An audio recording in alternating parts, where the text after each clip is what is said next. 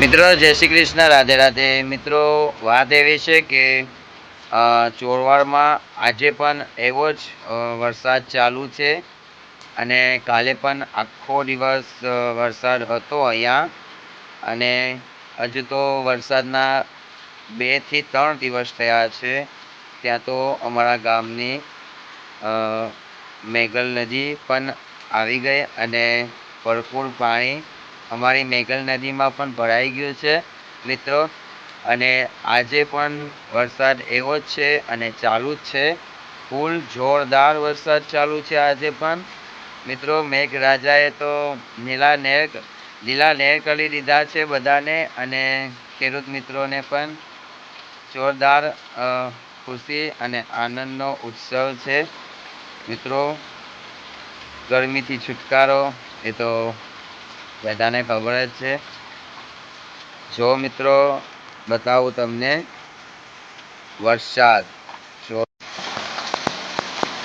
રીમઝીમ જોરદાર વરસાદ આવી રહ્યો છે મિત્રો. અને આપણે છીએ આપણી દુકાન ઉપર.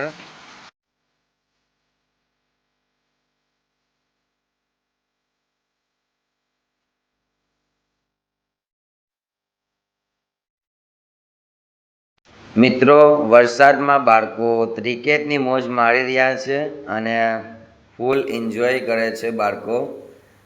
કેવી એન્જોય! આપણા બાળપણમાં આપણે પણ કંઈક આવી જ રીતે એન્જોય મસ્તી કરતા હતા.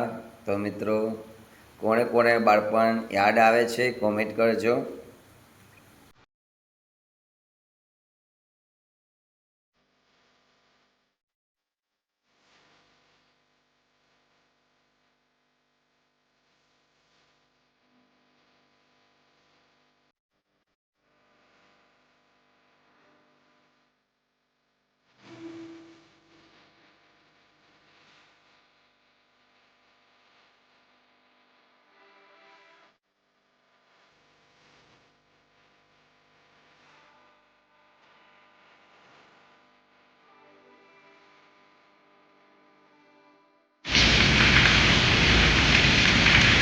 જો મિત્રો કંઈ દેખાતું જ નથી. આવો વરસાદ અને સમુદ્રમાં કરંટ જોરદાર વરસાદ આવે છે. અને આજે વરસાદનો બીજોથી ત્રીજો દિવસ છે પણ સખત ચાલુ જ છે. બંધ થવાનું નામ નથી લેતા, પણ આવવું જરૂરી છે મિત્રો. અને સખત ચાલુ જ છે વરસાદ મિત્રો. અત્યારે દરિયામાં જો કંઈ દેખાતું નથી, એટલો વરસાદ અને છે. જો મિત્રો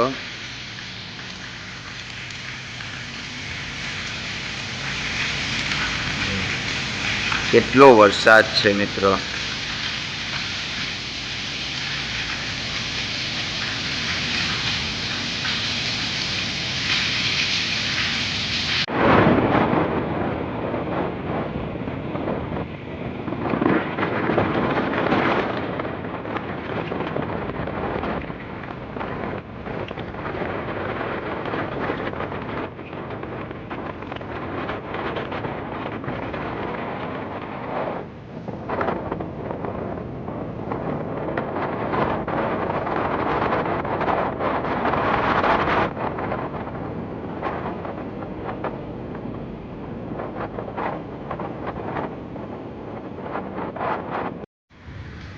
તો મિત્રો મારે તમારી સાથે એક વાત શેર કરવી છે.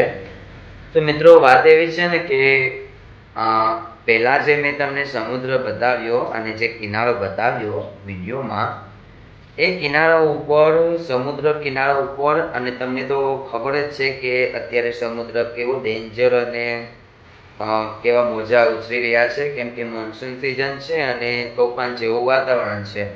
તો એમાં કોઈ ટુરિસ્ટ અહીંયા ફરવા માટે આવ્યા હતા. અને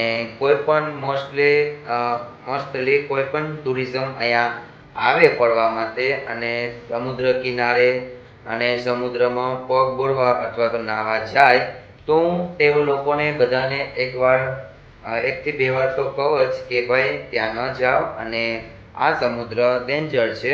કેમ કે તે લોકો બધા જે પણ કોઈ બહારથી લોકો આવે એ લોકોને ખબર ન હોય કે અહીંયા કેટલું આ સમુદ્ર ડેન્જર છે, કે પછી એ લોકો બસ હરખથી ઉજવથી એ લોકો નાહવા વયા જતા હોય છે.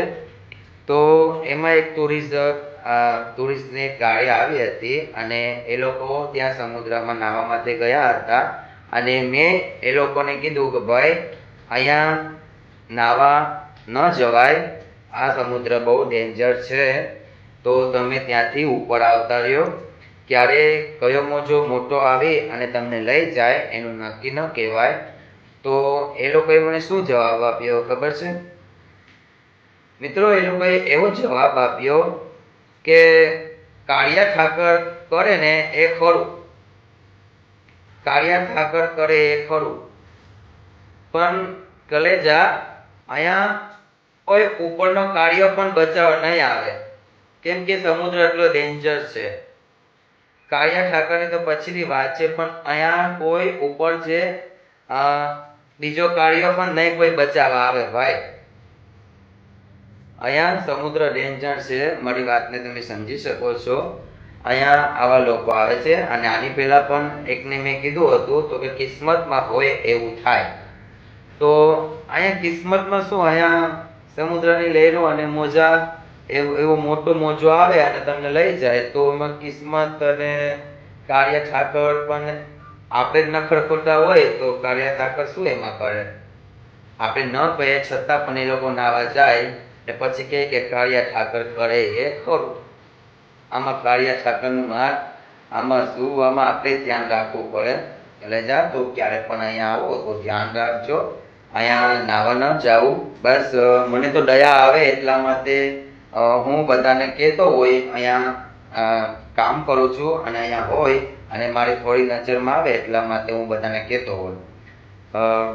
નાવાના આ લોકોના જવાબ સાંભળી અને પછી એવું થાય કે કોઈ દિવસ કોઈને અહીંયા કહેવાય નહીં કે નાવા ન જાવ.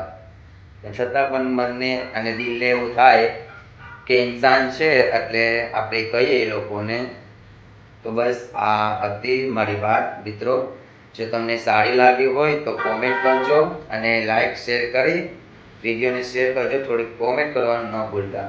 રેજા મારી વાતમાં કેટલી સચ્ચાઈ છે તે જરૂરથી કોમેન્ટમાં જણાવજો. શું આવા મોસમમાં આવા મોજામાં દરિયામાં નાવા જવું જોઈએ યા નહીં? કોમેન્ટ કરજો મિત્રો. મળીએ નેક્સ્ટ વિડીયોમાં.